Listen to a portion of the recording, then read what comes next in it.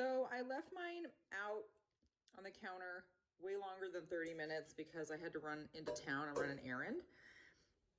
So it's probably been an hour, maybe even an hour and a half. I can't remember, but it's okay.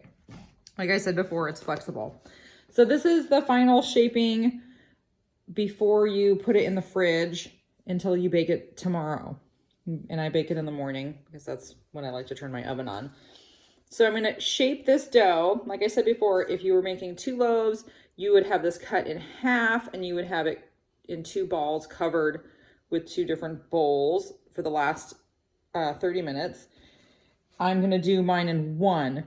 I have these 2. These are called bannetons. They are a wooden bowl. And this one is the round one. You can see the size on there.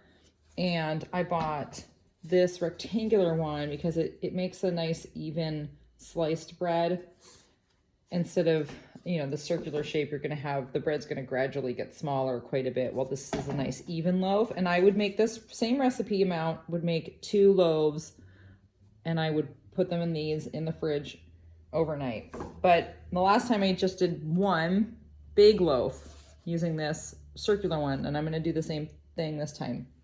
So these are kind of a specialty item. They're, I don't know, like $15 or $20 online.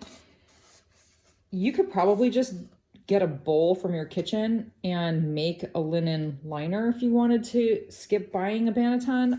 I like to use them without the liner because then you get those really beautiful indentations from the wood in this bowl. So that's what I do.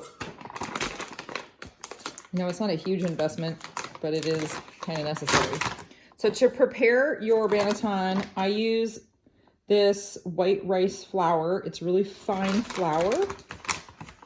And you only need like maybe a tablespoon. I coat this all over pretty generously with the flour. Otherwise it will stick to your banneton and then you will have trouble tomorrow when it's baking time. So I really coat it, turning it, making sure that it's all over evenly coated with the flour. And then it's ready to get this loaf in the banneton. So this is a little extra big, but it's okay. We're gonna put it in the form and it will make a nice shaped loaf tomorrow. This technique is just something you kind of have to practice at. I'm not an expert by any means, but it's just that tucking the edge under and keeping a nice smooth skin. So I formed it more into a ball, and this is gonna go face plant down into my banneton. Let me make sure you can see. Okay. So it goes like this. Woo! Made a little puff of a mess. And that is all there is to it.